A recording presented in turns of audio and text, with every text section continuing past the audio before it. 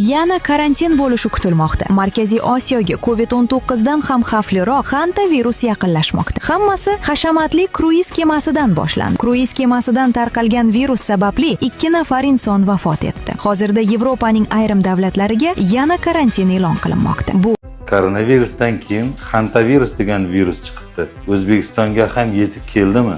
Xo'p, hantavirus o'zi nima?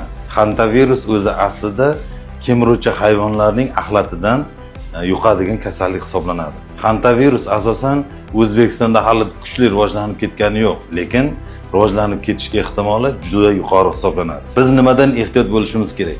Turli xil tashlandiq joylarni yoki omborlarni tozalayotganda albatta o'shanaqa joylarda yuqish ehtimoli juda ham oshadi.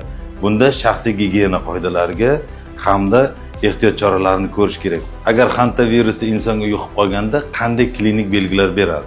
Asosan intoksikatsiya belgilari, tana haroratining oshishi, bosh og'rig'i, ko'ngil aynishi, qusishi, nafas siqishlari ham kuzatilishi mumkin. Bunday holatda darhol shifokorga murojaat qilishingizni maslahat qilamiz. Bu